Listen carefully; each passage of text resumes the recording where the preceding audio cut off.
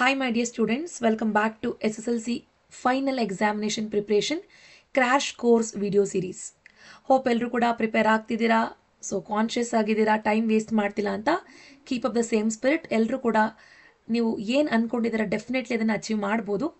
So achieve ಮಾಡೋಕ್ಕೆ ಸ್ವಲ್ಪ ಪ್ರಯತ್ನ ಪಡಬೇಕು. Let's all do that. So ಆ ಒಂದು ಜರ್ನಿನಲ್ಲಿ ನಾನು ನಿಮ್ಮ ಜೊತೆ ಖಂಡಿತ ಇರ್ತೀನಿ ಕೊನೆವರೆಗೂ ಅಂತ ಹೇಳ್ತಾ ಇವತ್ತಿನ ಕ್ಲಾಸನ್ನು ಕಂಟಿನ್ಯೂ ಮಾಡ್ತಾ ಇದ್ದೀನಿ. ಈಗ ಆಲ್ರೆಡಿ ನಾವು ಮಾಡೆಲ್ ಪೇಪರ್ಸ್ನ ಡಿಸ್ಕಸ್ ಮಾಡಿದ್ದೀವಿ. ಸೊ ಮಾಡೆಲ್ ಪೇಪರ್ಸ್ನ ನೋಡಿದ್ರೆ ಚಾಪ್ಟರ್ ವೈಸ್ ನಾನು ಹೇಳ್ತಾ ಇರೋಂಥದ್ದು ಮಾಡೆಲ್ ಪೇಪರ್ಸಲ್ಲಿ ಚಾಪ್ಟರ್ ವೈಸ್ ನೋಡ್ತಾ ಬಂದರೆ ಎಲ್ಲ ಚಾಪ್ಟರ್ಸಲ್ಲೂ ಕೂಡ ಕೆಲವೊಂದು ಕಾನ್ಸೆಪ್ಟ್ಸನ್ನು ಪರ್ಟಿಕ್ಯುಲರ್ ಆಗಿ ರಿಪೀಟ್ ಮಾಡಿದ್ದಾರೆ. ಸೊ ಇದರಿಂದ ಏನಾದರೂ ಯೂಸ್ ಇದೆಯಾ? ಡೆಫಿನೆಟ್ಲಿ. ಸೊ ಯಾರು 40 to 50 ಮಾರ್ಕ್ಸ್ ಸ್ಕೋರ್ ಮಾಡಬೇಕು ಅಂತ ಅಂದ್ಕೊಂಡಿದ್ದೀರಾ, ಸೈನ್ಸ್ ಕಷ್ಟ ಅಂತ ಅಂದ್ಕೊಂಡಿದ್ದೀರಾ, ಈ ಎಲ್ಲ ಕಾನ್ಸೆಪ್ಟ್ಸ್ಗೂ ಕರೆಕ್ಟಾಗಿ ಪ್ರಿಪೇರ್ ಆದರೆ ಡೆಫಿನೆಟ್ಲಿ ನೀವು ಸ್ಕೋರ್ ಮಾಡಬಹುದು. ಬಟ್ ನಾನು ಹೇಳೋದೇನೆಂದರೆ ಕ್ವಶನ್ ಆನ್ಸರ್ಸ್ಗೆಲ್ಲ ಪ್ರಿಪೇರ್ ಆಗಬೇಕಾಗಿರೋದು ಕಾನ್ಸೆಪ್ಟ್ಗೆ. ಸೊ ಈ ಎಲ್ಲ ಒಂದು ಚಾಪ್ಟರ್ಸಲ್ಲಿ ಪರ್ಟಿಕ್ಯುಲರಾಗಿ ಯಾವ ಕಾನ್ಸೆಪ್ಟ್ ಟಾರ್ಗೆಟ್ ಮಾಡ್ತಿದ್ದಾನೆ ಆ ಒಂದು ಕಾನ್ಸೆಪ್ಟ್ನೇ ಪ್ರಿಪೇರ್ ಆಗಬೇಕು. ಅರ್ಥ ಆಯ್ತಾ? ಸೊ ದಟ್ ಇದೇ ಕಾನ್ಸೆಪ್ಟ್ನ ಸ್ವಲ್ಪ ಚೇಂಜ್ ಮಾಡಿದ್ರು definitely you can write. Okay, so ಈ ಒಂದು ಅಜೆಂಡಾಯಿಂದ ಇವತ್ತಿನ ಕ್ಲಾಸಲ್ಲಿ ನಾನು ಮೆಟಲ್ಸ್ ಆ್ಯಂಡ್ ನಾನ್ ಮೆಟಲ್ಸ್ ಈ ಚಾಪ್ಟರಿಂದ ಆಲ್ ದ 4 ಮಾಡೆಲ್ ಪೇಪರ್ಸಲ್ಲಿ ಯಾವ ಪರ್ಟಿಕ್ಯುಲರ್ ಕ್ವಶನ್ ಕೇಳಿದ್ದಾರೆ ಅನ್ನೋ ಒಂದು ಕಾನ್ಸೆಪ್ಟ್ಸನ್ನು ನಾನು ಡಿಸ್ಕಸ್ ಮಾಡ್ತೀನಿ. ಸೊ ಕಾನ್ಸೆಪ್ಟ್ಸ್ ದಯವಿಟ್ಟು ತಿಳ್ಕೊಳ್ಳಿ. So it's very important in science. Okay, ಈಗ already carbon and its compounds and as well as acid bases and salts ಈ ಎರಡು chapter wise question answers upload ಮಾಡಿದ್ದೀನಿ from all the 4 model papers. Previous ವೀಡಿಯೋಸ್ನ ನೋಡಿಲ್ಲ ಅಂದರೆ link comment ಏರಿಯಾದಲ್ಲಿದೆ, check ಮಾಡಿ. Okay, so without wasting much ಕ್ಲಾಸನ್ನ continue ಮಾಡ್ತಾ ಇದ್ದೀನಿ. ಫಸ್ಟ್ ಟೈಮ್ ಚಾನಲ್ ವಿಸಿಟ್ ಮಾಡ್ತಾ ಇದ್ದರೆ ಚಾನಲ್ ಸಬ್ಸ್ಕ್ರೈಬ್ ಮಾಡಿಕೊಂಡು ನೋಟಿಫಿಕೇಷನ್ ಆನ್ ಮಾಡ್ಕೊಳ್ಳಿ. ನಾನು ಯಾವಾಗಲೇ ಲೈವ್ ಕಂಡಕ್ಟ್ ಮಾಡಬೇಕಾದ್ರೂ ವೀಡಿಯೋಸ್ ಪೋಸ್ಟ್ ಮಾಡೋದು ನಿಮಗೆ ರೀಚ್ ಆಗುತ್ತೆ. Okay, so fine. ಈಗ ಮೆಟಲ್ಸ್ ಆ್ಯಂಡ್ ನಾನ್ ಮೆಟಲ್ಸ್ ಅಂತ ಹೇಳಿದಾಗ ಮೋಸ್ಟ್ ಇಂಪಾರ್ಟೆಂಟ್ ಆಗಿ ಡಯಾಗ್ರಾಮ್ಸ್. ಓಕೆ, ಸೊ ಪ್ರತಿ ವರ್ಷ ಎಲ್ಲ ಡಯಾಗ್ರಾಮ್ಸ್ದು ನಾವು ತಿಳ್ಕೊಳ್ಬೇಕಿತ್ತು, ಬಟ್ ಈ ವರ್ಷ ಹಾಗಿಲ್ಲ. There are set of diagrams that you need to practice. I think ಇದ್ರ ಬಗ್ಗೆ ನಿಮಗೆ ಅವೇರ್ನೆಸ್ ಇದೆ. ಸೊ ಈ ಒಂದು ಪರ್ಟಿಕ್ಯುಲರ್ ಚಾಪ್ಟರಲ್ಲಿ ನಮಗೆ ಇರುವಂಥ diagrams action of steam on metal as well as electrolytic refining of copper, ಈ ಎರಡು ಡಯಾಗ್ರಾಮ್ ಈ ಚಾಪ್ಟರಿಂದ ಇದೆ. ಬಟ್ ಮೋಸ್ಟ್ ಆಫ್ ದ ಪೇಪರ್ಸಲ್ಲಿ ಅವ್ರು ಕೇಳಿರೋಂಥದ್ದು action of steam on metal. ಓಕೆನಾ? ಟೋಟಲಿ 3 ಡಯಾಗ್ರಾಮ್ಸ್ ಇದೆ, ಬಟ್ ಈ ವರ್ಷ ಕೇಳಿರೋಂಥದ್ದು ಈ ಚಾಪ್ಟರಿಂದ only 2, action of steam on metal ಮತ್ತು electrolytic refining of copper. So ಎರಡು ಡ್ರಾಯಿಂಗ್ಸನ್ನು ಕಲ್ತ್ಕೊಳ್ಳಿ. Action of steam on metal ಕೇಳಿದ್ರೆ 3 ಮಾರ್ಕ್ಸು. ಓಕೆ, ಎಲೆಕ್ಟ್ರೋಲೈಟಿಕ್ ರಿಫೈನಿಂಗ್ ಕೇಳಿದ್ರೆ 2 ಮಾರ್ಕ್ಸ್. ಎರಡರಲ್ಲಿ ಯಾವುದಾದ್ರು ಒಂದು ಡಯಾಗ್ರಾಮ್ ಕೇಳ್ತಾರೆ. ಓಕೆನಾ? Moving on to next. ನೋಡಿ, ಈ extraction of metals from the middle reactivity series ಏನಿದೆ, ಈ ಪರ್ಟಿಕ್ಯುಲರ್ ಕಾನ್ಸೆಪ್ಟಿಂದ ಫ್ರೀಕ್ವೆಂಟಾಗಿ ಕ್ವಶನ್ ಕೇಳ್ತಿದ್ದಾರೆ. ಓಕೆ, ಸೊ ಇಲ್ಲಿ ಏನು ಕೇಳಿದ್ದಾರೆ? What did they ask? Explain extraction of ಜಿಂಕನ್ನು ಎಕ್ಸ್ಟ್ರಾಕ್ಟ್ ಮಾಡೋದನ್ನ ಎಕ್ಸ್ಪ್ಲೇನ್ ಮಾಡಪ್ಪ ಅಂತ ಕೇಳ್ತಾ ಇದ್ದಾರೆ. ಏನ್ರಿಂದ? From the sulphide ore. ಮಕ್ಕಳ, ಇದು ಇಂಪಾರ್ಟೆಂಟ್. ಜಿಂಕ್ ಸಲ್ಫೈಡ್ ಆಗಿ ಸಿಗುತ್ತೆ ಅಥವಾ ಜಿಂಕ್ ಕಾರ್ಬೋನೇಟ್ ಆಗಿ ಕೂಡ ಸಿಗುತ್ತೆ. ಈ ಎರಡೂ ಪ್ರೋಸೆಸ್ ನಿಮ್ಮ ಟೆಕ್ಸ್ಟ್ ಬುಕ್ಕಲ್ಲಿ ಇದೆ. ಅರ್ಥ ಆಯ್ತಾ? ಬಟ್ ಏನಂದರೆ ಸಲ್ಫೈಡ್ ಓರ್ ಆದರೆ ಹೆಂಗೆ ಎಕ್ಸ್ಟ್ರಾಕ್ಟ್ ಮಾಡ್ತೀವಿ, ಕಾರ್ಬೋನೇಟ್ ಓರ್ ಆದರೆ ಹೆಂಗೆ ಎಕ್ಸ್ಟ್ರಾಕ್ಟ್ ಮಾಡ್ತೀವಿ ಅನ್ನೋದು ಮ್ಯಾಟರು. ಓಕೆನಾ? ಸಲ್ಫೈಡ್ ಓರ್ ಆದರೆ ನಾವೇನು ಮಾಡ್ತೀವಿ? ರೋಸ್ಟಿಂಗ್ ಪ್ರೋಸೆಸ್ ಮಾಡ್ತೀವಿ. ಓಕೆನಾ? ಕಾರ್ಬೋನೇಟ್ ಓರ್ ಆದರೆ ಏನು ಮಾಡ್ತೀವಿ? ಕ್ಯಾಲ್ಸಿನೇಷನ್ ಪ್ರೋಸೆಸನ್ನು ಮಾಡ್ತೀವಿ. ಇದು ಬಹಳ ಇಂಪಾರ್ಟೆಂಟ್. ಓಕೆನಾ? ಸೊ ಇಲ್ಲಿ ಅವ್ರು ಕೇಳಿರೋದೇನು? ಸಲ್ಫೈಡ್ ಓರಿಂದ ಜಿಂಕನ್ನು ಹೇಗೆ ಎಕ್ಸ್ಟ್ರಾಕ್ಟ್ ಮಾಡ್ತೀರಾ ಹೇಳಿ. ಸೊ ನೀವೇನು ಮಾಡಬೇಕು? ಇದನ್ನು ಎಕ್ಸ್ಪ್ಲೇನ್ ಮಾಡಬೇಕು. ಮೊದಲನೇದಾಗಿ ಶಾರ್ಟ್ಕಟ್ಟಲ್ಲಿ ಈಕ್ವೇಷನ್ ಫಾರ್ಮಲ್ಲಿ ಬರಿತೀನಿ ನೋಡಿ. ಈಗ ಜಿಂಕ್ ಸಲ್ಫೈಡ್ ನಮ್ಮ ಹತ್ರ ಇದೆ. ಸೊ ನಾವೇನು ಮಾಡಬೇಕು? ರೋಸ್ಟಿಂಗ್ ಮಾಡಬೇಕು. ರೋಸ್ಟಿಂಗ್ ಅಂದರೆ ಏನು ಇಲ್ಲ ಕಣ್ರೋ. ಜಿಂಕ್ ಸಲ್ಫೈಡ್ ಇರುತ್ತೆ, ಇದನ್ನು ನೀವು ಹೀಟ್ ಮಾಡ್ತೀರಾ. ಹೀಟ್ ಮಾಡಬೇಕಾದ್ರೆ ಏನು ಮಾಡ್ತೀರಾ? ಎಕ್ಸೆಸ್ ಆಫ್ ಆಕ್ಸಿಜನ್ನ ಪ್ರೆಸೆನ್ಸಲ್ಲಿ ಹೀಟ್ ಮಾಡ್ತೀರಾ. ಸೊ ಸಲ್ಫೈಡ್ ಓರಿದ ತಕ್ಷಣ ನೆಕ್ಸ್ಟ್ ಇಮ್ಮಿಡಿಯೇಟಾಗಿ ನೀವು ಏನು ಮಾಡಬೇಕು? ಪ್ಲಸ್ ಆಕ್ಸಿಜನ್ ಆರೋ ಮಾರ್ಕ್ ಮೇಲೆ ಹೀಟ್ ಮಾಡಿಬಿಡಬೇಕು. So sulphide ore is heated in the presence of oxygen. ಏನು ಸಿಗುತ್ತೆ? ಜಿಂಕು ಆಕ್ಸಿಜನ್ ಜೊತೆ ಕಂಬೈನ್ ಆಗಿ ಜಿಂಕ್ ಆಕ್ಸೈಡ್ ಆಗುತ್ತೆ. ಸೊ ರೋಸ್ಟಿಂಗಲ್ಲಿ ಏನಾಗುತ್ತೆ? Sulphide ore is heated in the presence of oxygen to get metal oxide. ನೋಡಿ, ಮೆಟಲ್ ಇದೆ, ಆಕ್ಸಿಜನ್ ಇದೆ, ಮೆಟಲ್ ಆಕ್ಸೈಡ್. ಅದೇ ರೀತಿ ಈ ಸಲ್ಫರ್ ಕೂಡ ಆಕ್ಸಿಜನ್ ಜೊತೆ ಕಂಬೈನ್ ಆಗಿ ಏನಾಗುತ್ತೆ? ಸಲ್ಫರ್ ಡೈ ಆಕ್ಸೈಡ್ ಆಗುತ್ತೆ. ಸೊ ಈ ಈಕ್ವೇಷನನ್ನು ನೀವು ಬ್ಯಾಲೆನ್ಸ್ ಮಾಡಬೇಕು. ಬ್ಯಾಲೆನ್ಸ್ ಮಾಡಿದಾಗ ಏನಾಗುತ್ತೆ? 2ZnS plus O2 gives rise to 2Zn plus 2SO2 ಆಗುತ್ತೆ. ಬ್ಯಾಲೆನ್ಸ್ ಮಾಡೋದು ಆಲ್ರೆಡಿ ಹೇಳ್ಕೊಟ್ಟಿದ್ದೀನಿ. ವಿಡಿಯೋ ವಾಚ್ ಮಾಡಿ, ಪ್ರೀವಿಯಸ್ ವಿಡಿಯೋಸು, ಎಷ್ಟು ಸಿಂಪಲಾಗಿ ಬ್ಯಾಲೆನ್ಸ್ ಮಾಡ್ಬೋದು ಅಂತ ತಿಳ್ಕೊಳ್ತೀರಾ. ಸೊ ಈಗ ನಾವು ಫಸ್ಟ್ ಏನು ಮಾಡಿದ್ವಿ, ರೋಸ್ಟ್ ಮಾಡಿದ್ವಿ. ರೋಸ್ಟ್ ಮಾಡಿದಾಗ ನಂಗೆ ಏನು ಸಿಕ್ಕಿದೆ, ಜಿಂಕ್ ಆಕ್ಸೈಡ್. ಬಟ್ ನಂಗೆ ಏನು ಬೇಕು, ಜಿಂಕ್ ಬೇಕು. ಸೊ ಫರ್ದರ್ ನಾನು ಏನು ಮಾಡ್ತೀನಿ, ಈ ಮೆಟಲ್ ಆಕ್ಸೈಡ್ ಜಿಂಕ್ ಇದೆ ಅಲ್ವಾ, ಈ ಮೆಟಲ್ ಆಕ್ಸೈಡ್ನ ತೊಗೊಂಡು ಇದರಿಂದ ಜಿಂಕ್ನ ಎಕ್ಸ್ಟ್ರಾಕ್ಟ್ ಮಾಡೋಕ್ಕೆ I will use a suitable reducing agent. ಒಂದು ರೆಡ್ಯೂಸಿಂಗ್ ಏಜೆಂಟನ್ನು ಯೂಸ್ ಮಾಡ್ತೀನಿ. So one such reducing agent ಯಾವುದಪ್ಪ ಅಂದರೆ ಕಾರ್ಬನ್. ಕಾರ್ಬನ್ ಅನ್ನೋದು ಒಂದು ರೆಡ್ಯೂಸಿಂಗ್ ಏಜೆಂಟು. ಅರ್ಥ ಆಯ್ತಾ? ಸೊ ಜಿಂಕ್ ಆಕ್ಸೈಡ್ಗೆ ಕಾರ್ಬನ್ನ ಆ್ಯಡ್ ಮಾಡಿದ ತಕ್ಷಣ ಏನಾಗುತ್ತೆ, ಜಿಂಕು ಎಕ್ಸ್ಟ್ರಾಕ್ಟ್ ಆಗಿಬಿಡುತ್ತೆ. ಜೊತೆಗೆ ಕಾರ್ಬನ್ ಆಕ್ಸಿಜನ್ ಜೊತೆ ಕಂಬೈನ್ ಆಗಿ ಏನಾಗುತ್ತೆ, ಕಾರ್ಬನ್ ಮೊನಾಕ್ಸೈಡ್ ಆಗುತ್ತೆ. ಅರ್ಥ ಆಯ್ತಾ? So this is how we extract the zinc from sulphide ore. ಒಂದು ವೇಳೆ ಎಕ್ಸಾಮಲ್ಲಿ ನಿಮ್ಗೆ ಏನು ಲೈಕ್ ಆನ್ಸರೇ ನೆನಪು ಬರ್ತಾ ಇಲ್ಲ, ಈಕ್ವೇಷನ್ ಬರೆದ್ಬಿಡಿ, ಮಾರ್ಕ್ಸ್ ಸಿಗುತ್ತೆ. ಅರ್ಥ ಆಯ್ತಾ? ಇದನ್ನೇ ನೀವು ಇವಾಗ ಏನು ಮಾಡಬೇಕು, you have to express in the words. ಏನು ಬರೀತೀರಾ? ಸೊ ಜಿಂಕ್ ಸಲ್ಫೈಡ್ ನೋಡಿ, ಏನು ಬರ್ದಿದ್ದೀನಿ ಮೇಲೆ, zinc ZINC, zinc sulphide. Zinc sulphide is extracted. zinc sulfide is extracted by which process? By roasting process ಅಲ್ಲಿ ಮಾಡಿದ್ವಿ. ಸೊ ಏನಾಯಿತು, when we heat ಅಂತ ಬರೆಯೋದಕ್ಕಿಂತ let us write little bit more simplest form. ಏನು ಬರೆಯೋಣ? So let us write when zinc sulfide is heated. When zinc sulfide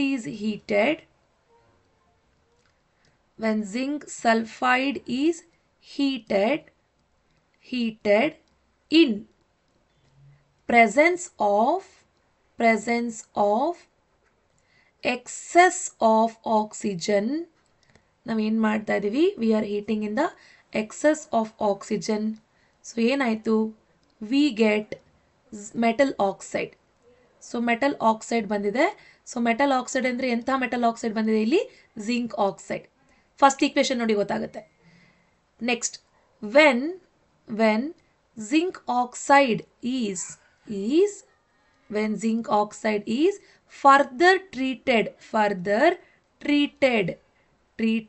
with what, with reducing agent. Reducing agent ಯಾವುದಿಲ್ಲಿ, reducing agent carbon. Zinc get extracted.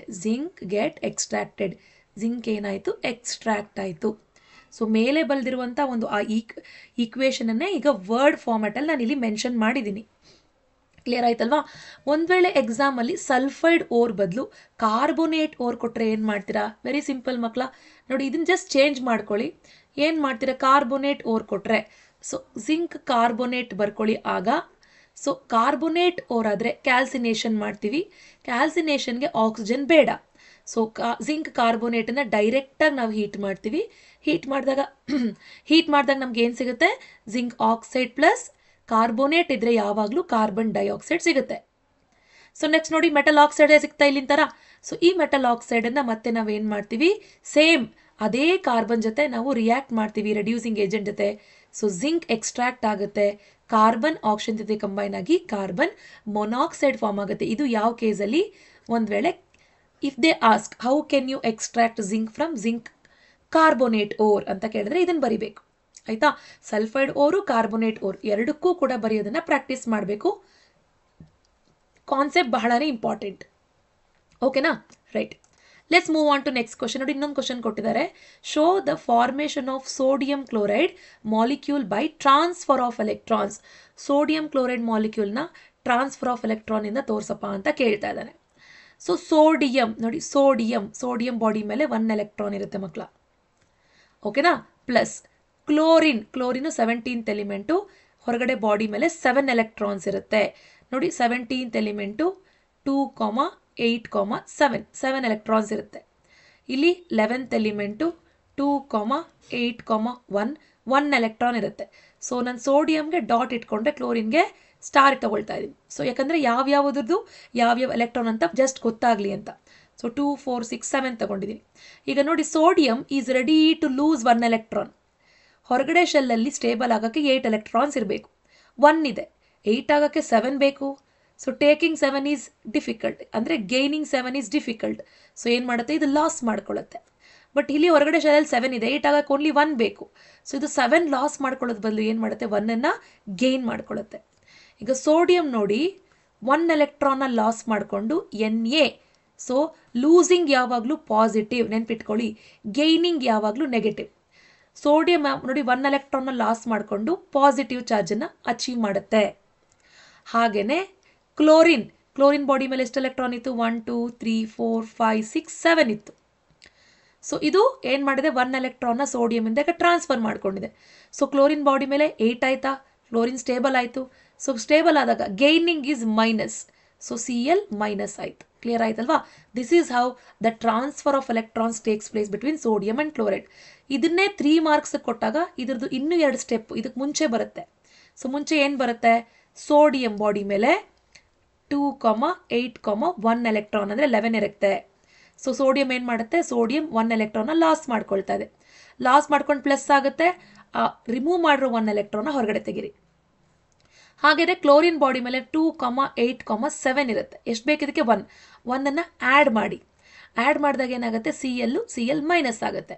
ಅಂದರೆ 2, 8, 8. ಇದು 2 or 3 marks ಕೇಳಿದಾಗ this step along with this step ಬರೀರಿ.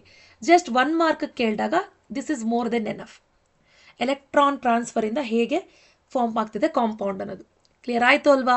So ಇವಾಗ sodium chloride ಒಂದು ಪೇಪರಲ್ಲಿ ಕೊಟ್ಟಿದ್ದಾರೆ, magnesium chloride ಇನ್ನೊಂದು ಪೇಪರಲ್ಲಿ ಕೊಟ್ಟಿದ್ದಾರೆ.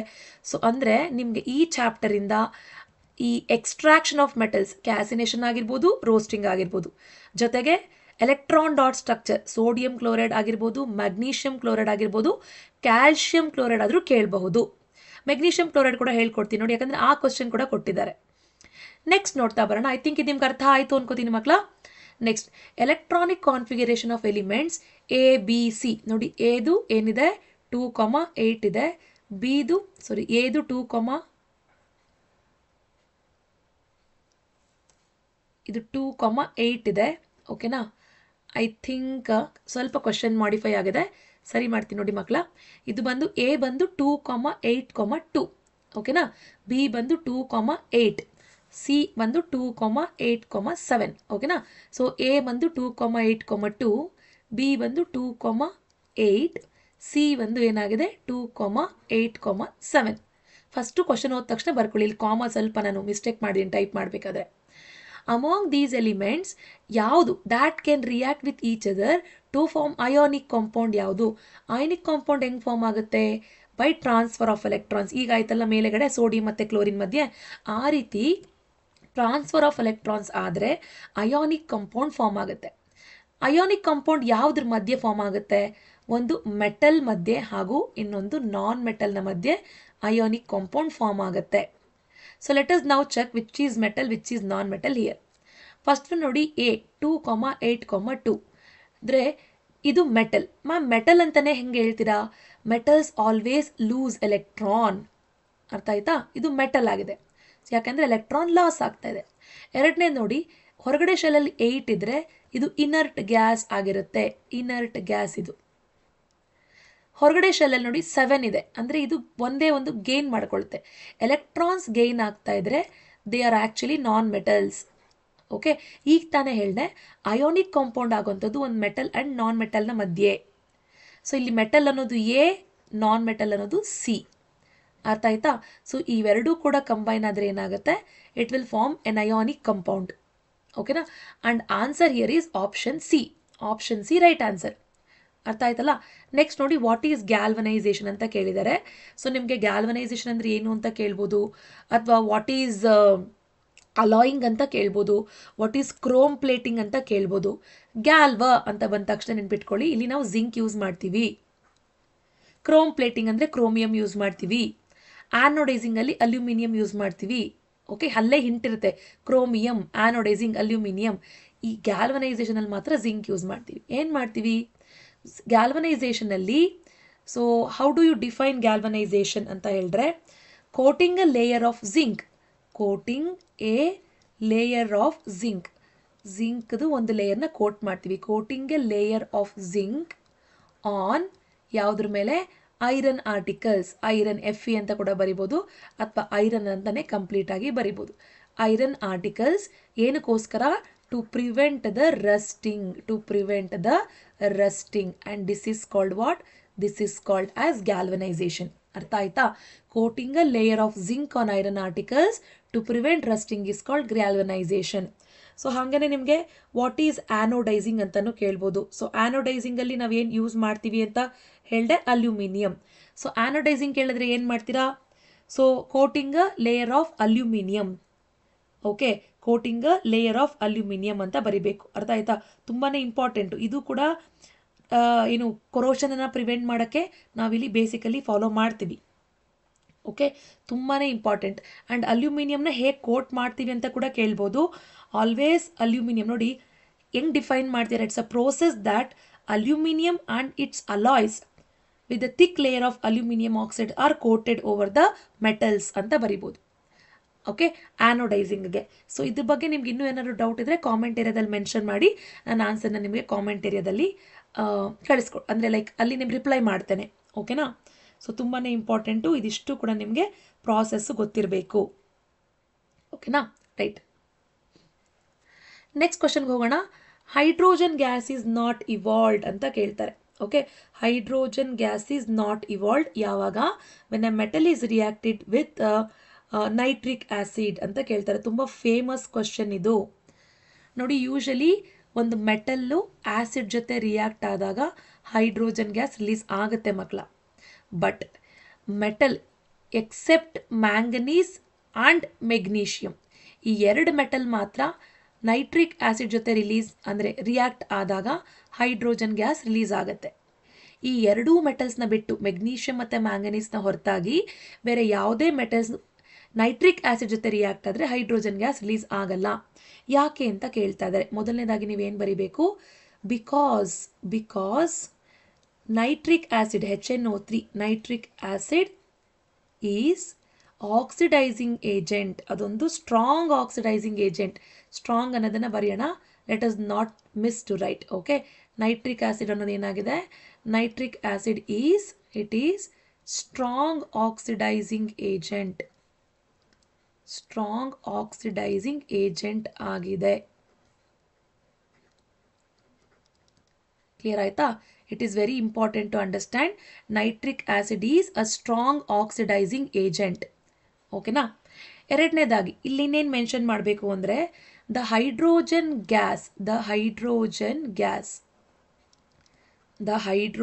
Gas produced. ಒಂದು ವೇಳೆ ಇಲ್ಲೇನಾದರೂ ಹೈಡ್ರೋಜನ್ ಗ್ಯಾಸ್ ಪ್ರೊಡ್ಯೂಸ್ ಆಗ್ತಿದ್ರೆ, the hydrogen gas produced during this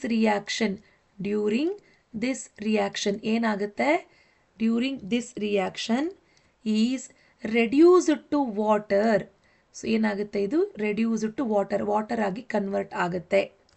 and it forms okay oxides of nitrogen related gases release ಆಗುತ್ತೆ. ಆಕ್ಸೈಡ್ಸ್ ಆಫ್ ನೈಟ್ರೋಜನ್ ತುಂಬಾ ಇಂಪಾರ್ಟೆಂಟು. ಅರ್ಥ ಆಗ್ತಿದೆಯಾ?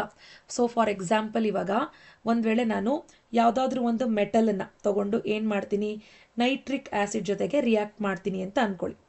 ನೋಡಿ ಏನಾಗುತ್ತೆ? ನಿಮಗೆ ಡೌಟ್ ಬರ್ಬೋದು, ಮ್ಯಾಮ್ ಇದು ಹೆಂಗಾಗುತ್ತೆ? ಸೇ ಫಾರ್ ಎಕ್ಸಾಂಪಲ್ ನೋಡಿ, ಈಗ ಜಿಂಕ್ ತಗೊಂಡು ನೈಟ್ರಿಕ್ ಆ್ಯಸಿಡ್ ಜೊತೆ ರಿಯಾಕ್ಟ್ ಮಾಡ್ತೀನಿ. ಸೊ ಇವಾಗ ಏನಾಗಲ್ಲ, ಇಲ್ಲಿ ಹೈಡ್ರೋಜನ್ ಗ್ಯಾಸ್ ರಿಲೀಸ್ ಆಗಲ್ಲ. ಇನ್ಸ್ಟೆಡ್ ಏನಾಗುತ್ತೆ? Zinc nitrate ZnNO3 whole twice zinc nitrate form ಆಗುತ್ತೆ. ಜೊತೆಗೆ ಇಲ್ಲಿ ವಾಟರ್ ಫಾರ್ಮ್ ಆಗುತ್ತೆ. Along with this nitrogen dioxide form ಆಗ್ತಿದೆ. ನೋಡಿದ್ರಾ? ಹೈಡ್ರೋಜನ್ ಗ್ಯಾಸ್ ಫಾರ್ಮ್ ಆಗ್ತಿಲ್ಲ, ನೈಟ್ರೋಜನ್ ಗ್ಯಾಸ್ ಫಾರ್ಮ್ ಆಗ್ತಿದೆ.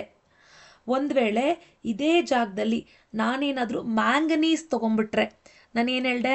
ಮ್ಯಾಂಗನೀಸ್ ಮತ್ತು ಮೆಗ್ನೀಷಿಯಮ್ ರಿಯಾಕ್ಟ್ ಆಗುತ್ತೆ ಅಂತ ಹೇಳಿದೆ ಅಲ್ವಾ? ಒಂದು ವೇಳೆ ಮ್ಯಾಂಗನೀಸನ್ನ ರಿಯಾಕ್ಟ್ ಮಾಡಿಬಿಟ್ರೆ ನೋಡಿ ನೈಟ್ರಿಕ್ ಆ್ಯಸಿಡ್ ಜೊತೆ ಈ ಮ್ಯಾಂಗನೀಸ್ ಕೂಡ ಏನು ಮಾಡುತ್ತೆ? ಮ್ಯಾಂಗನೀಸ್ ನೈಟ್ರೇಟ್ MnNO3 ಮಾಡುತ್ತೆ. ಇಲ್ಲಿ ಹೈಡ್ರೋಜನ್ ಗ್ಯಾಸ್ ರಿಲೀಸ್ ಆಗುತ್ತೆ.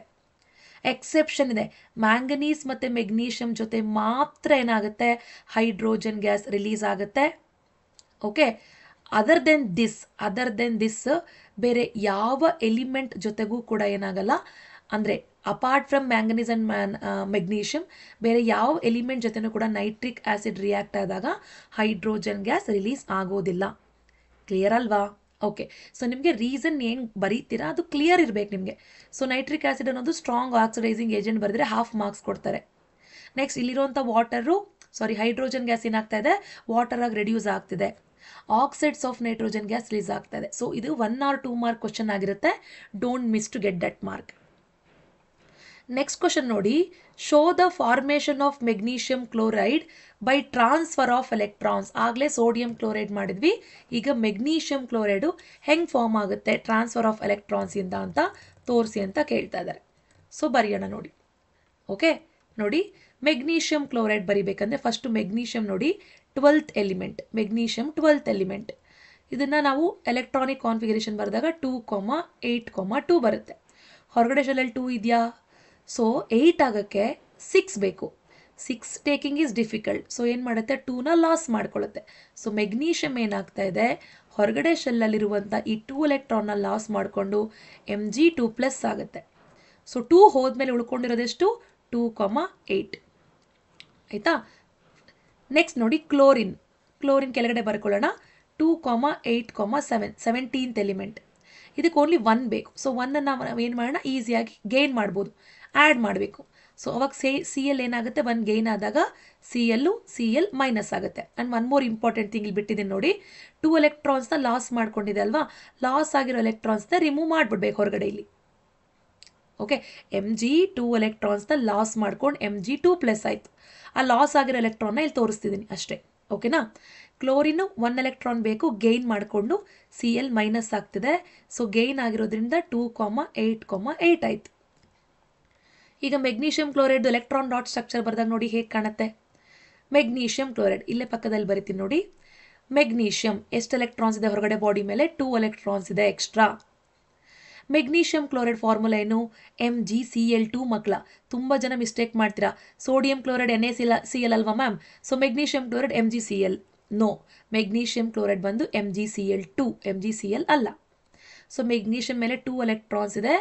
ಸೊ 2 ಎಲೆಕ್ಟ್ರಾನ್ಸ್ ಅಂದರೆ ಮೆಗ್ನೀಷಿಯಂ ಮೇಲೆ 2 ಕ್ಲೋರಿನ್ ಆಟಮ್ಸ್ ಇದೆ. ಸೊ ಹಾಗಾಗಿ 2 ಕ್ಲೋರಿನ್ ಆಟಮ್ಸ್ನ ಬರ್ಕೊಳ್ಳೋಣ. ಸೊ ಒಂದೊಂದು ಕ್ಲೋರಿನ್ ಆಟಮ್ನ ಹೊರಗಡೆ ಬಾಡಿ ಮೇಲೆ ಎಷ್ಟು ಎಲೆಕ್ಟ್ರಾನ್ ಇದೆ, 7 ಇದೆ. ಸೊ 2 ಕ್ಲೋರಿನ್ ಮೇಲೇನು ನಾವು ಏನು ಮಾಡೋಣ, 7 ಎಲೆಕ್ಟ್ರಾನ್ಸ್ನ ಬರ್ಕೊಳ್ಳೋಣ.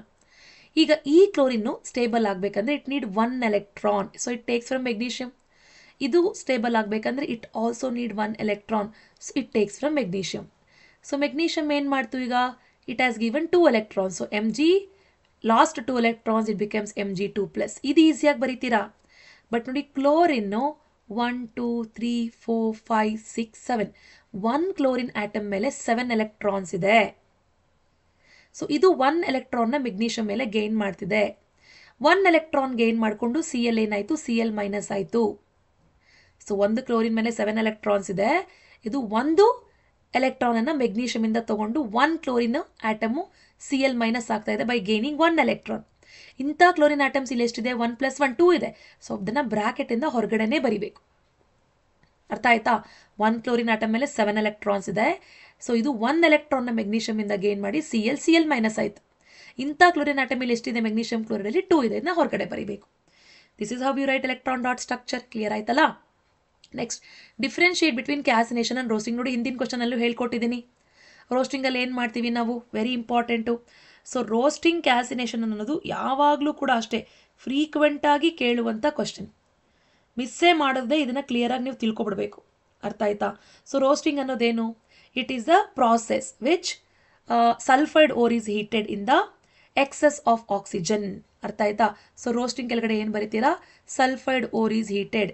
ಸೊ ಸ್ಕ್ರಾಲ್ ಮಾಡ್ತೀನಿ ನೋಡಿ, ರೋಸ್ಟಿಂಗಲ್ಲಿ ಏನು ಬರೀತೀರಾ, sulphide ore is heated. Sulphide ore is heated in excess of oxygen roasting ಬರೀತೀರಾ. ಕ್ಯಾಸಿನೇಷನ್ ಏನು ಬರೀತೀರಾ, ಸೊ ಕ್ಯಾಸಿನೇಷನಲ್ಲಿ ಯಾವ ಓರ್ ಹೀಟ್ ಮಾಡ್ತೀವಿ, ಕಾರ್ಬೋನೇಟ್ ಓರ್ ಈಸ್ ಹೀಟೆಡ್. ಹೇಗೆ ಹೀಟ್ ಮಾಡ್ತೀವಿ, in the limited are we can say in the absence of oxygen. ಒಂದೊಂದು point ಆಯಿತಾ? ಇನ್ನೇನು ಬರೀತೀರಾ ಇಲ್ಲಿ. ಓಕೆ, ಸೊ ಸಲ್ಫೈಡ್ ಓರನ್ನು ಹೀಟ್ ಮಾಡಿದಾಗ ಯಾವ ಗ್ಯಾಸ್ ಬರುತ್ತೆ, ಸಲ್ಫರ್ ಡೈಆಕ್ಸೈಡ್ ಈಸ್ ರಿಲೀಸ್ಡ್ ಅಲ್ವಾ. ಕಾರ್ಬೋನೇಟ್ ಓರನ್ನು ಹೀಟ್ ಮಾಡಿದಾಗ ಏನು ಬರುತ್ತೆ, carbon dioxide is released.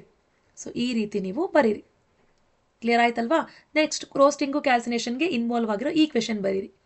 Completed. Next what are the constituent of solder metal ಅಂತ ಕೇಳ್ತಾ ಇದ್ದಾರೆ. ಸೊ ಸಾಲ್ಡರ್ ಏನ್ರಿಂದ ಮಾಡಿದ್ದಾರೆ? ಸಾಲ್ಡರ್ ನೋಡಿ, ಕನ್ಸ್ಟಿಟ್ಯೂಯೆಂಟ್ ಅಂದರೆ ಸಾಲ್ಡರ್ ಬೇಸಿಕಲಿ ಒಂದು ಅಲಾಯ್ ಮಕ್ಕಳ. ಈ ಸಾಲ್ಡರ್ ಅಲಾಯ್ನ ಹೇಗೆ, what are the combination of solder alloy ಅಥವಾ ಮೆಟಲ್ ಅಂದರೆ it is the combination of lead, Pb ಅಂದರೆ ಲೆಡ್ಡು, Sn ಅಂದರೆ ಟಿನ್. ಸೊ ಲೆಡ್ ಮತ್ತು ಟಿನ್, Pb ಅಂದರೆ ಲೆಡ್ಡು, Sn ಅಂದರೆ ಟಿನ್. ಲೆಡ್ ಮತ್ತು ಟಿನ್ ಎರಡು ಕಂಬೈನ್ ಆದಾಗ ಫಾರ್ಮ್ ಆಗುವಂಥ ಮೆಟಲ್ಲೇ solder. Why solder is used in welding electrical wires? Electrical ಶಾಪ್ಸಲ್ಲಿ ಸಾಲ್ಡರ್ನ ಯೂಸ್ ಮಾಡ್ತಾರೆ, ಯಾಕೆ ಅಂತ ಕೇಳ್ತಾ ಇದ್ದಾರೆ. It is because it has low melting point. ಇದಕ್ಕೆ ಲೋ ಮೆಲ್ಟಿಂಗ್ ಪಾಯಿಂಟ್ ಇದೆ. ಇದನ್ನು ಹೀಟ್ ಮಾಡಿದ ತಕ್ಷಣ ಮೆಲ್ಟ್ ಆಗಿಬಿಡುತ್ತೆ, ಎರಡು ವೈರ್ಸನ್ನ ಜಾಯಿನ್ ಮಾಡುತ್ತೆ. ಹಾಗಾಗಿ ಇದನ್ನು ಏನು ಮಾಡ್ತಾರೆ, ಸಾಲ್ಡ್ರಿಂಗ್ಗೆ ಎಲೆಕ್ಟ್ರಿಕಲ್ ವೈರ್ಸ್ ಶಾಪ್ನಲ್ಲಿ ಅಂದರೆ ಎಲೆಕ್ಟ್ರಿಕಲ್ ಶಾಪ್ಸ್ನಲ್ಲಿ ಯೂಸ್ ಮಾಡ್ತಾರೆ. ಕ್ಲಿಯರ್ ಆಯ್ತಲ್ವಾ? ಸೊ ನೆಕ್ಸ್ಟ್ ಅವ್ರು ಕೇಳ್ತಾ ಇದ್ದಾರೆ an alloy which is made up of copper and zinc. Okay, so copper and ಜಿಂಕಿಂದ ಮಾಡಿರುವಂಥ ಒಂದು ಅಲಾಯ್ ಯಾವುದು ಅಂತ ಕೇಳ್ತಾ ಇದ್ದಾರೆ. Very simple. ಸೊ ನಿಮಗೆ ಇದೆಲ್ಲದ್ರ ಬಗ್ಗೆನೂ ಎಕ್ಸಾಮಲ್ಲಿ ಕೇಳ್ತಾರೆ ಅಂತ ಗೊತ್ತಾದಾಗ ನೀವು ಅಲಾಯ್ ಬಗ್ಗೆ ತಿಳ್ಕೊಬಿಡಿ. ಅಲಾಯ್ದು definition. So alloy of brass ಬರ್ಕೊಳ್ಳಿ, ಅಲಾಯ್ ಆಫ್ ಬ್ರಾನ್ಸ್ ತಿಳ್ಕೊಬಿಡಿ, alloy of stainless steel SS ಅಂತ ಬರೆದಿರ್ತೀನಿ. Next alloy of solder. ಇಷ್ಟನ್ನು ತಿಳ್ಕೊಳ್ಳಿ, ಎಕ್ಸಾಮಲ್ಲಿ ಏನಾದರೂ ಕೇಳಿ. ಸೊ ಇಲ್ಲಿ ಅವ್ರು ಕೊಟ್ಟಿರೋದು an alloy which is made up of copper and zinc. Copper and zinc is the mixture, okay, and alloy of copper and zinc is brass. Brass is the alloy of copper and zinc.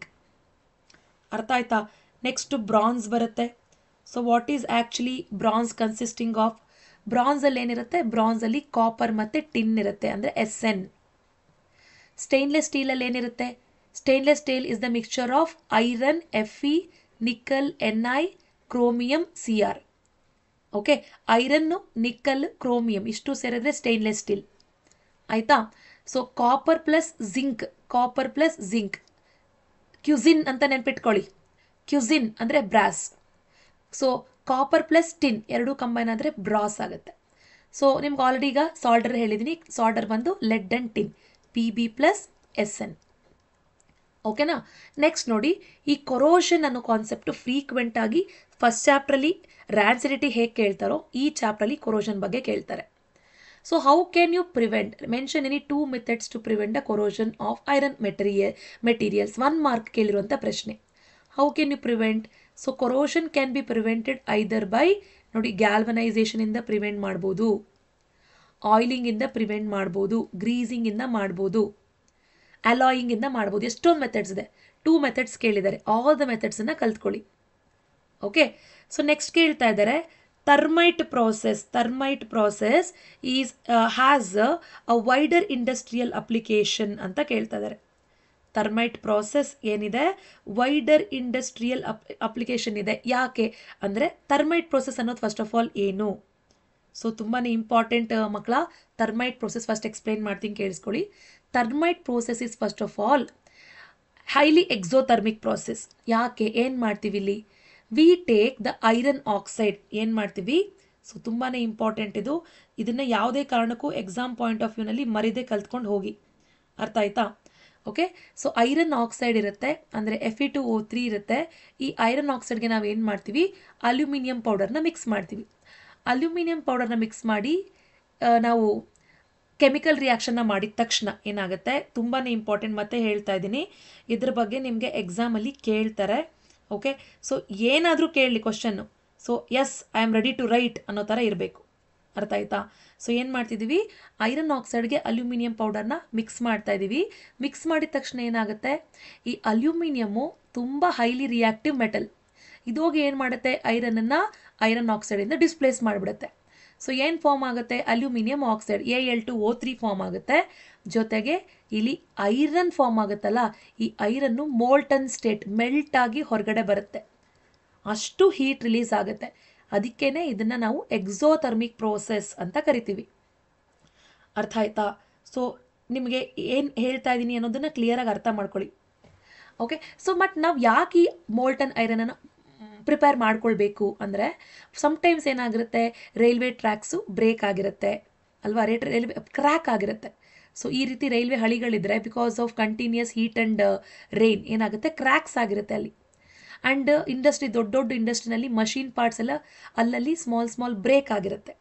So to join the cracks or the broken machine parts we basically need the molten iron. ಆ molten ಐರನನ್ನು obtain ಮಾಡ್ಕೊಳ್ಳೋಕ್ಕೆ ನಾವೇನು ಮಾಡ್ತೀವಿ, ಈ ಒಂದು thermite ಪ್ರೋಸೆಸನ್ನು follow ಮಾಡ್ತೀವಿ. Very important. ಅರ್ಥ ಆಗ್ತಿದೆಯಾ? So you don't have to mug up this, ಅರ್ಥ ಮಾಡಿಕೊಂಡ್ರೆ ಸಾಕು. ಸೊ ಏನು ಮಾಡ್ತಾ ಇದ್ದೀವಿ, ಥರ್ಮೈಟ್ ಪ್ರೋಸೆಸ್ಸಲ್ಲಿ basically iron oxide is mixed with aluminium. ಬರ್ಕೊಳ್ಳಿ, to get aluminium oxide and molten iron. Okay, this process is called thermite process. ಅವ್ರು ಕೇಳ್ತಾ ಇರೋದು ವೈಡರ್ ಇಂಡಸ್ಟ್ರಿಯಲ್ ಏನಂತ ಹೇಳ್ತೀವಿ, ಅಪ್ಲಿಕೇಶನ್ ಏನು. ಸೊ ಏನಕ್ಕೋಸ್ಕರ ಇಂಡಸ್ಟ್ರೀಸ್ನಲ್ಲಿ ನಾವು ಇದನ್ನು ಯೂಸ್ ಮಾಡ್ತೀವಿ. ಸೊ ಇಂಡಸ್ಟ್ರೀಸ್ನಲ್ಲಿ ನಾವು ಯಾಕೆ ಯೂಸ್ ಮಾಡ್ತೀವಿ ಅಂತಂದರೆ to join broken machine parts. To join broken machine parts we basically use in the industries. ಆಯ್ತಲ್ವಾ? So any doubt? I think ಇದು ನಿಮ್ಗೆ ಕ್ಲಿಯರಾಗಿ ಅರ್ಥ ಆಗಿದೆ ಅನ್ಕೋತೀನಿ. ನೋ ಡೌಟ್ ಅಂತ ಅಂದ್ಕೊಳ್ತೀನಿ. ಸೊ ಎಸ್, ಯಾಕೆ ಅಂದರೆ ಈ ಒಂದು ಪ್ರಾಸೆಸ್ ಮಾಡೋದ್ರಿಂದ ಮೋಲ್ಟನ್ ಐರನ್ ಫಾರ್ಮ್ ಆಗುತ್ತೆ. ನೆಕ್ಸ್ಟ್ ನೋಡಿ, right the properties of ionic compounds. 4 properties ಇದೆ. ಆಲ್ ದ 4 ಪ್ರಾಪರ್ಟೀಸ್ ತುಂಬ ಇಂಪಾರ್ಟೆಂಟ್. ಮೊದಲನೇ property based on the physical nature. ಅಂದರೆ ಹೇಗೆ ಕಾಣುತ್ತೆ ಅಯನಿಕ್ ಕಾಂಪೌಂಡ್ ಅಂದ ತಕ್ಷಣ ನೆನ್ಪಿಟ್ಕೊಳ್ಳಿ, ನಿಮ್ಮ ಮನಸ್ಸಲ್ಲಿ ಸಾಲ್ಟ್, NaCl. ಸಾಲ್ಟ್ ಹೆಂಗಿರುತ್ತೆ ನೋಡೋಕ್ಕೆ? It is hard. ಹೇಗಿರುತ್ತೆ ನೋಡೋಕ್ಕೆ? ಮುಟ್ಟಕ್ಕೆ ಹಾರ್ಡ್ ಇರುತ್ತೆ, ನೋಡೋಕ್ಕೆ ಸಾಲಿಡ್ ಆಗಿರುತ್ತೆ. So it is hard, solid and brittle. Brittle ಅಂದರೆ ಏನು ಗೊತ್ತಾ ಮಕ್ಕಳ? ಬ್ರಿಟಲ್ ಅಂದರೆ ಸಾಲ್ಟನ್ನು ನೀವು ಪ್ರೆಸ್ ಮಾಡಿದ ತಕ್ಷಣ ಏನಾಗುತ್ತೆ, ಪೌಡರ್ ಆಗುತ್ತೆ. So anything that is converted in to powder on applying the pressure we call it as brittle. ಅರ್ಥ ಆಯ್ತಾ? ಯಾವುದ್ರ ಮೇಲಾದರೂ ಪ್ರೆಷರ್ ಹಾಕಿದಾಗ ಅದು ಪೌಡರ್ ಫಾರ್ಮ್ಗೆ ಕನ್ವರ್ಟ್ ಆಗ್ತಿದೆ ಅಂದರೆ ಅದನ್ನು ನಾವು ಬ್ರಿಟಲ್ ಅಂತ ಕರಿತೀವಿ.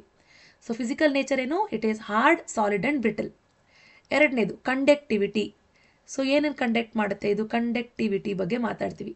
ಕಂಡಕ್ಟಿವಿಟಿ ಬಗ್ಗೆ ಮಾತಾಡಿದಾಗ ನಾವೇನು ಮಾತಾಡ್ತೀವಿ? ಸೊ ಅಯನಿಕ್ ಕಾಂಪೌಂಡ್ಸ್ ಏನಾಗುತ್ತೆ, ದೇ ಕಂಡಕ್ಟ್ ಎಲೆಕ್ಟ್ರಿಸಿಟಿನ ಕಂಡಕ್ಟ್ ಮಾಡುತ್ತೆ. They conduct electricity. ಎಲ್ಲಿ ಕಂಡಕ್ಟ್ ಮಾಡುತ್ತೆ? They conduct electricity in the molten ಸ್ಟೇಟಲ್ಲಿ ಎಲೆಕ್ಟ್ರಿಸಿಟಿ ಮೆಲ್ಟ್ ಆದಾಗ ಕಂಡಕ್ಟ್ ಆಗುತ್ತೆ, but not in solid state. ಅಂದರೆ ಸಾಲಿಡ್ ರಾಕ್ ಸಾಲ್ಟ್ ತೊಗೊಂಡು ಬಂದು ಅದಕ್ಕೆ ನೀವು ಎಲೆಕ್ಟ್ರಿಸಿಟಿ ಪಾಸ್ ಮಾಡಿದ್ರೆ ಅಲ್ಲಿ ಎಲೆಕ್ಟ್ರಿಸಿಟಿ ಪಾಸ್ ಆಗಲ್ಲ. ಆದರೆ ನೀವು ಅದೇ ಸಾಲ್ಟ್ನ ಮೆಲ್ಟ್ ಮಾಡಿ ಎಲೆಕ್ಟ್ರಿಸಿಟಿ ಪಾಸ್ ಮಾಡಿದ್ರೆ ಆಗ ಎಲೆಕ್ಟ್ರಿಸಿಟಿ ಪಾಸ್ ಆಗುತ್ತೆ. So they conduct electricity in molten state, melt ಆದಾಗ, but not in the solid state. ಮೂರನೇದಾಗಿ you have to know about the melting point and boiling point. So ಏನು ಬರಿತೀರಾ? So melting point and boiling point ಏನು ಬರಿತೀರಾ? Ionic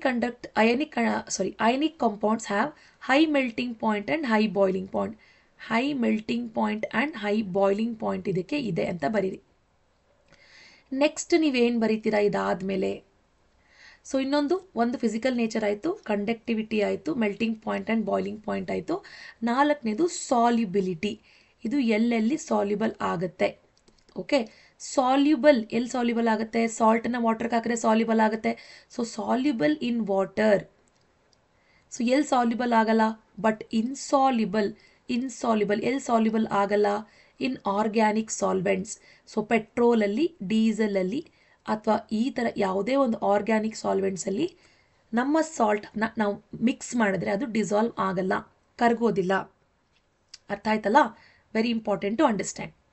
so ಈ 4 property ಮೇಲೆ give reasons ಕೂಡ ಕೇಳ್ತಾರೆ, ತುಂಬ ಇಂಪಾರ್ಟೆಂಟು. ಇದ್ರ ಮೇಲೆ ಕೇಳುವ ಗಿವ್ ರೀಸನ್ಸ್ಗೂ ಕೂಡ ಪ್ರಿಪೇರ್ ಆಗಿ. ಒಂದೊಂದು ಪ್ರಾಪರ್ಟಿ ಮೇಲೆ ಕೂಡ ಗಿವ್ ರೀಸನ್ ಇದೆ ಟೆಕ್ಸ್ಟ್ ಬುಕ್ಕಲ್ಲಿ. ಓಕೆ, ಇದಕ್ಕೆ ಪ್ರಿಪೇರ್ ಆಗಿ. Next question, aluminium oxide is called ಆಂಫೋಟರಿಕ್ oxide ಯಾಕೆ? ಇದೊಂದು ತುಂಬ ಇಂಪಾರ್ಟೆಂಟ್ ಕ್ವಶನ್. ಅಥವಾ ವಾಟ್ ಈಸ್ ಆಂಫೋಟರಿಕ್ ಆಕ್ಸೈಡ್ ಅಂತ ಕೇಳ್ತಾರೆ, ಅಥವಾ ಅಲ್ಯೂಮಿನಿಯಂ ಆಕ್ಸೈಡ್ ಈಸ್ ಆಂಫೋಟರಿಕ್ ಆಕ್ಸೈಡ್ ಅಂತ ಕೇಳ್ತಾರೆ ಅಲ್ವಾ? ಏನು ಬರೀತೀರಾ? ಸಿಂಪಲ್, ಎರಡಕ್ಕೂ ಒಂದೇ ಅಂತ sir. Because it reacts with both acid as well as base.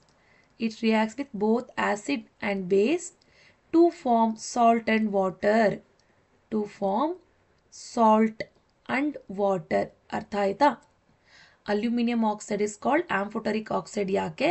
Because it reacts with both acid as well as base to form salt and water. So ಇತ್ತೀಚೆಗೆ ಎಲ್ಲ model ಪೇಪರ್ಸಲ್ಲೂ ಕ್ಯಾಲ್ಶಿಯಂ ಫ್ಲೋಟ್ಸ್ ಆನ್ ವಾಟರ್ ಅಂತ ಕೇಳ್ತಾ ಇದ್ದಾರೆ. Calcium and magnesium ಎರಡೂ float ಆಗುತ್ತೆ ಮಕ್ಕಳ.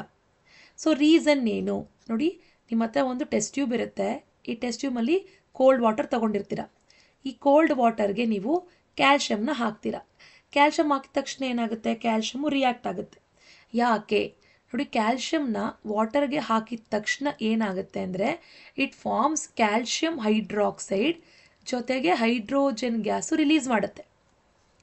ಇಲ್ಲಿ ರಿಲೀಸ್ ಆಗ್ತಿರುವಂಥ ಹೈಡ್ರೋಜನ್ ಗ್ಯಾಸ್ ಏನು ಮಾಡುತ್ತೆ ಬರಿಬೇಕು. Because the hydrogen gas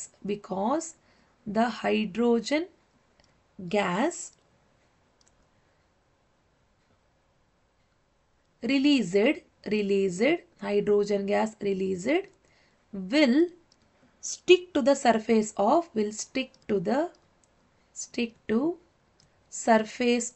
calcium metal. ಹಾಗಾಗಿ okay, calcium floats on water. ನೀವು ಇಲ್ಲಿ ಕ್ಯಾಲ್ಶಿಯಂ ಹಾಕಿದ ತಕ್ಷಣ ಏನಾಗುತ್ತೆ? ಹೈಡ್ರೋಜನ್ ಬಬಲ್ಸ್ ಬರುತ್ತೆ. ಬಬಲ್ಸ್ ಜೊತೆಗೆ ಕ್ಯಾಲ್ಶಿಯಂ ಏನಾಗುತ್ತೆ? ಸ್ಟಿಕ್ ಆಗುತ್ತೆ. ಓಕೆನಾ? ನೋಡಿ, ಮತ್ತೆ ರಿಪೀಟೆಡ್ ಕ್ವಶನ್ ಅಂದರೆ 100% ಈ ಕಾನ್ಸೆಪ್ಟ್ ಎಕ್ಸಾಮಲ್ಲಿ ಕೇಳುವಂಥ ಚಾನ್ಸಸ್ ಇರುತ್ತೆ. ಥರ್ಡ್ ಟೈಮ್ ಈ ಕ್ವಶನ್ ಓದ್ತಾ ಇದ್ದೀವಿ, ಕ್ಯಾಸಿನೇಷನ್ ಆ್ಯಂಡ್ ರೋಸ್ಟಿಂಗ್. ಸೊ ಮತ್ತೆ ರಿಪೀಟ್ ಮಾಡಲ್ಲ, ಸೇಮ್ ಆನ್ಸರ್. ಇಲ್ಲಿ ಕ್ವಶನ್ ನೋಡಿ, how is pure zinc metal is obtained ಅಂತ ಕೇಳ್ತಾ ಇದ್ದಾನೆ. ಓಕೆ, ಸೊ ನಾವು ಜಿಂಕ್ದು ಎಕ್ಸ್ಟ್ರಾಕ್ಷನ್ ತಿಳ್ಕೊಂಡಿದ್ದೀವಿ ಅಲ್ವಾ? ಸೊ ಇಲ್ಲಿ ಕೇಳ್ತಾ ಇರೋದು how is pure zinc is obtained ಅಂತ ಕೇಳ್ತಾ ಇರೋದು. ಸೊ ಪ್ಯೂರ್ ಜಿಂಕನ್ನ ಒಬ್ಟೈನ್ ಮಾಡಬೇಕಂದ್ರೆ ನಾವೇನು ಮಾಡಬೇಕು? Any ideas children? ಕಾಮೆಂಟ್ ಇರೋದ್ರೆ ಆನ್ಸರ್ ಮೆನ್ಷನ್ ಮಾಡ್ತೀರಾ?